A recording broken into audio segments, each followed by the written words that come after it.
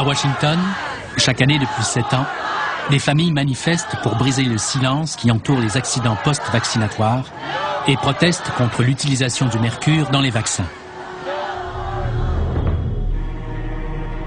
Dès l'année 2000, devant l'ampleur du phénomène, le président du comité gouvernemental de réforme au Congrès américain, M. Dan Burton, a initié une grande enquête sur les produits contenus dans les vaccins et leurs effets nocifs sur la santé de la population. Nous sommes tous au courant des bienfaits de la vaccination. C'est ce que vous nous répétez dans tous vos témoignages. Nous le savons déjà. Nous ne sommes pas là pour prétendre que la vaccination n'est pas importante. Elle est très importante. Elle nous a donné la meilleure qualité de vie de toutes les civilisations depuis le début de l'humanité. Ce n'est pas de cela qu'il s'agit. Il s'agit de savoir pourquoi on met du mercure dans les vaccins et pourquoi on ne leur a pas fait subir d'analyse depuis que Lilly les a mis au point en 1929. Monsieur Hagen, le thymérosal a-t-il été analysé par nos organismes de santé? Seulement lors de la première expérimentation faite par Lilly. Cette expérimentation remonte à 1929. Oui. D'accord. Poursuivons sur cette piste. En 1929, on a expérimenté ce produit sur 27 patients souffrant de méningite. Tous ces gens sont morts de méningite. On en a conclu qu'il n'y avait aucune corrélation entre leur mort et la présence de mercure dans le vaccin. C'est la seule expérimentation qu'on ait jamais faite avec le thymérosal, je crois. Y en a-t-il eu d'autres, à votre avis? Pas sur des humains, non. Je vois. Sauf des expositions accidentelles. Donc, on injecte du mercure dans le corps des gens sous la forme d'un agent de conservation, et ce depuis les années 30, sans que nos organismes de santé ne l'aient jamais analysé. Et pourtant, vous venez témoigner ici qu'il n'y a pas de preuves, aucune preuve concluante, et l'Institut de médecine dit qu'il préfère, il ne dit pas qu'il est certain, il dit qu'il préfère rejeter l'existence d'une relation de cause à effet entre le mercure et l'autisme et d'autres troubles neurologiques.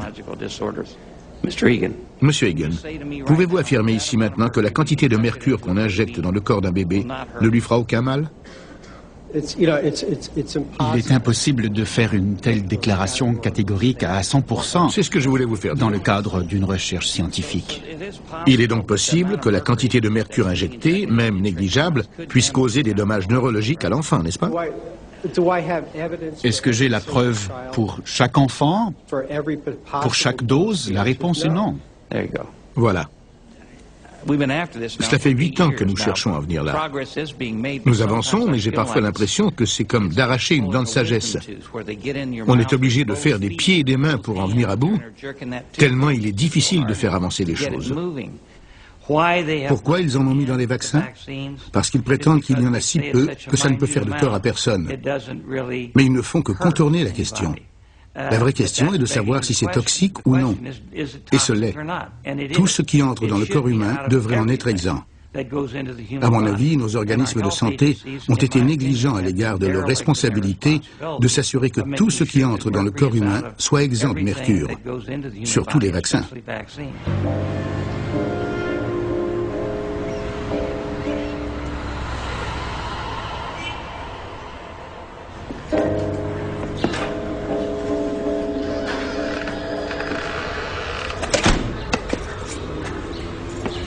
Aujourd'hui, le mercure n'est pas le seul produit controversé. L'aluminium, utilisé comme adjuvant dans certains vaccins, est également mis en cause dans l'apparition de nouvelles pathologies. Voilà, ça c'est mon outil de travail. Parce que à la maison, tout ça, j'en ai pas besoin. En voiture non plus, évidemment. Eh bien, c'est de la liberté. C'est de la liberté parce que je peux me déplacer sans ralentir les gens qui m'accompagnent, sans prendre des médicaments tout le temps et sans être dans la douleur.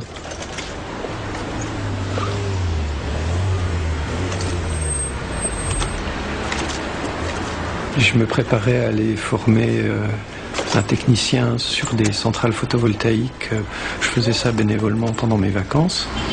Mon médecin m'a dit à l'époque, il vaut mieux pour la Guadeloupe faire le vaccin à l'hépatite A. J'étais vacciné en fin 99 et début 2000 et vers la fin de l'année 2000, je dormais mal, j'avais des douleurs, une sensibilité à la pression. Entre-temps, on avait éliminé la polyarthrite ankylosante, les rhumatismes, on avait fait par élimination un tas de choses, on avait parlé de fibromyalgie, de choses comme ça. Et puis ce fameux article sur la myofasciite à macrophage et le lien éventuel entre l'aluminium contenu dans les vaccins et ce syndrome qu'on pouvait isoler ou retrouver par une biopsie.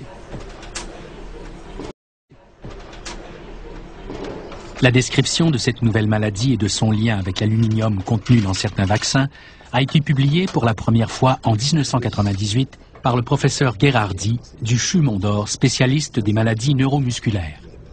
Eh bien, la biopsie musculaire, c'est une des clés du diagnostic des maladies neuromusculaires.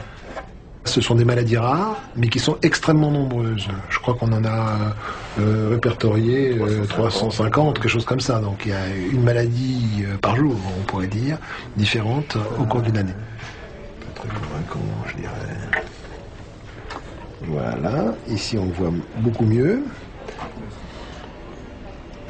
Vous avez ici un muscle deltoïde. Ce muscle est composé de plusieurs faisceaux musculaires enrobés dans un tissu conjonctif qu'on appelle un fascia.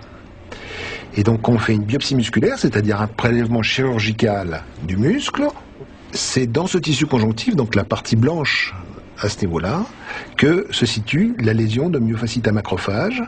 Ce matériel, on peut l'examiner en microscopie électronique, donc à très fort grossissement. Et vous voyez que dans le cytoplasme de ce macrophage, il y a des structures noires, un peu hétérogènes, qui à très fort grossissement ont une structure fibreuse ou cristalline, qui en font donc une nanoparticule ou un nanomatériau, dont l'analyse par différents procédés de biophysique, nous a permis de démontrer qu'il s'agit de nanocristaux d'hydroxyde d'aluminium, c'est-à-dire l'adjuvant vaccinal.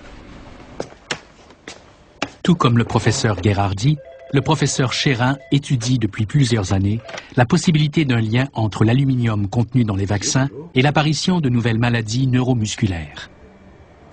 L'aluminium est un composant actuellement très important de certains vaccins et pas tous. Il est ce qu'on appelle un adjuvant. C'est-à-dire quand vous vaccinez quelqu'un contre un virus, en fait vous injectez d'une part une particule virale, un fragment du virus, plus ce qu'on appelle adjuvant, parce que l'adjuvant lui permet de stimuler l'immunité contre la particule virale. Si on injecte qu'une particule virale chez un individu, l'individu ne fera jamais d'immunité. Il ne fait de l'immunité que parce qu'il existe l'adjuvant. L'adjuvant, son rôle, c'est de stimuler l'immunité. Il attraque, il amène l'immunité, les cellules immunitaires, et il dit, regardez, il y a une particule virale, faites votre immunité pour quand vous la reconnaîtrez, quand vous la rencontrerez une prochaine fois, vous la détruisez immédiatement. Donc c'est le rôle de ce qu'on appelle l'adjuvant qui va stimuler l'immunité, et cette immunité va se retourner contre la particule virale. Pour ce qui concerne la question spécifique de l'hydroxyde d'aluminium, il a été introduit dans les vaccins en 1927. Et comme il était considéré devant être éliminé en quelques jours après l'injection, personne ne s'est posé la question d'une toxicité à long terme de ce vaccin. Ça depuis 1927.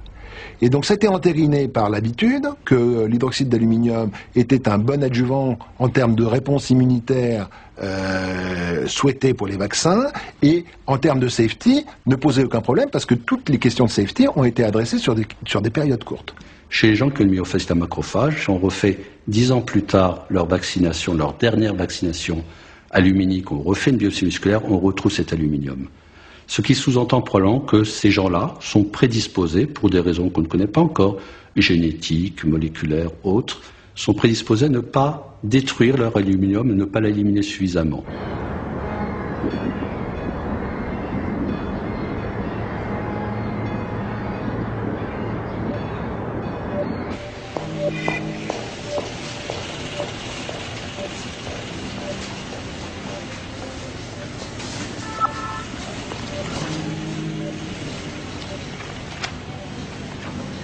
Au Québec, le docteur Rivet se consacre à l'étude du système immunitaire du cerveau.